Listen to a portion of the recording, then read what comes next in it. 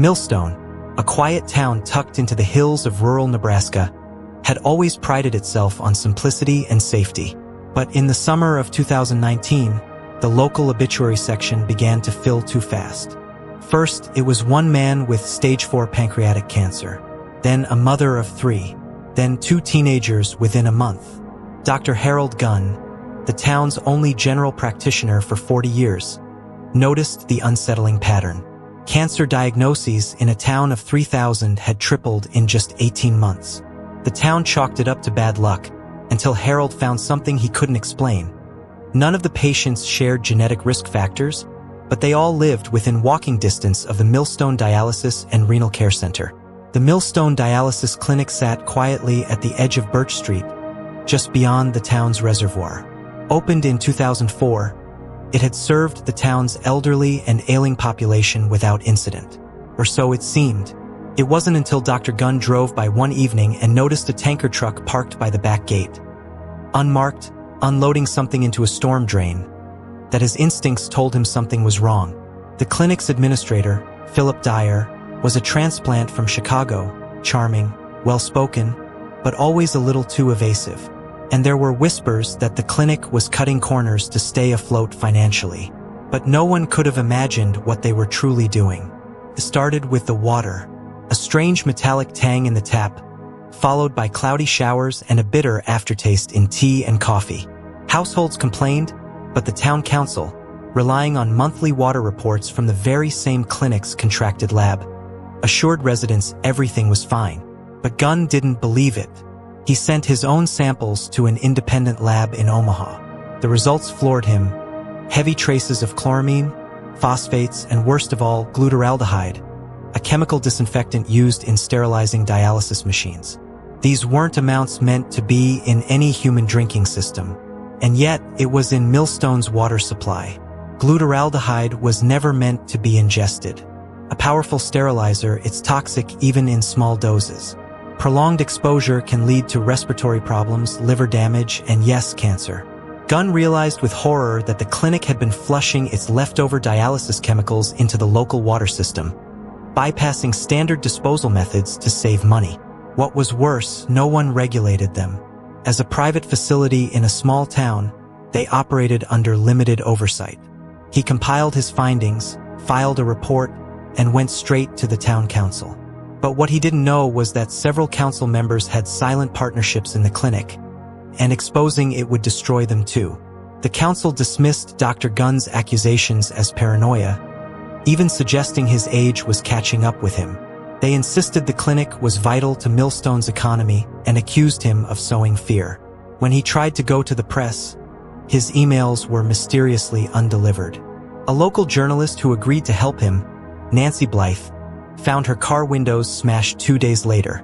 The clinic doubled down on public outreach, handing out free blood pressure monitors and sponsoring school fundraisers. But all the while, their chemical waste kept flowing into the town's lifeline. Gunn was about to give up when a former clinic nurse, Lila Rand, reached out anonymously. She had worked there for 6 years and claimed to have been fired after questioning the disposal practices. Meeting him in secret, she gave him a USB drive containing audio recordings. Dyer discussing how it's just easier to dump at night, and another where he laughs and says, "They won't trace anything back to us. Hell, it's diluted." The recordings were damning. Gunn and Lila knew they needed to act fast, but going public would make them targets. Nancy, the journalist, uploaded the audio and lab reports to a secure server and contacted a regional news station under a pseudonym. Within a week, the story went viral. Clinic dumping chemicals into town water, cancer spike follows. News vans swarmed Millstone. Protesters stood outside the clinic with signs.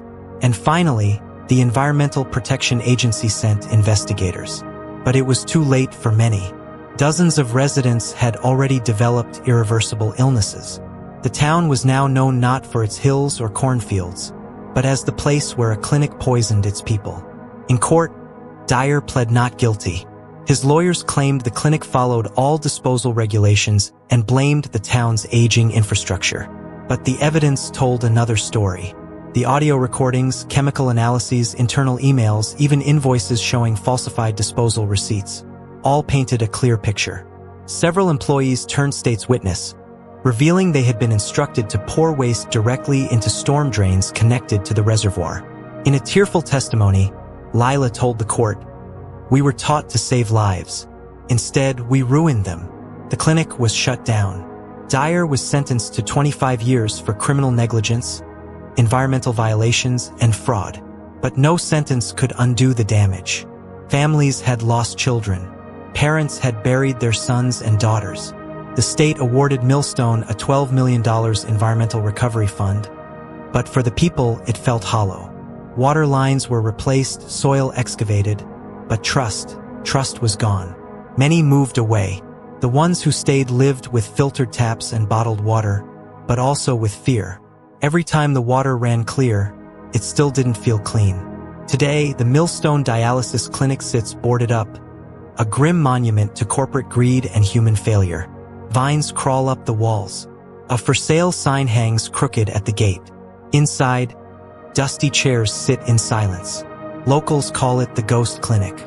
Teenagers dare each other to sneak in at night, whispering that if you listen closely, you can still hear the pipes gurgle. But for those who lived through it, there's nothing romantic about the legend. It's just pain, buried under concrete and memory.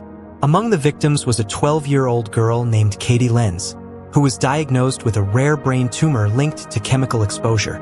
After her first surgery, she stopped speaking permanently. Her mother, Deborah, held up Katie's picture during a town hall and asked, "Who do I hold accountable when the people we trusted became the poison?" The silence that followed was deafening. Katie became the face of Millstone's tragedy, featured in newspapers, magazines, documentaries. But she never spoke another word. Dr. Gunn never forgave himself. He hadn't worked for the clinic, but he had referred patients there for years, never questioning their operations. In his journal, found after his passing in 2023, he wrote, "I thought I was sending them to heal. I sent them to harm." He died not from illness, but from the weight of knowing. At his funeral, residents carried candles and placed them in a circle around the clinic's fence, vowing never to forget what was done. Millstone still stands. The water is clean, the sky just as blue, but the innocence is gone. The town built a memorial garden near the reservoir with 87 names etched into stone, victims of the exposure. Every spring, the families gather there. They don't speak much.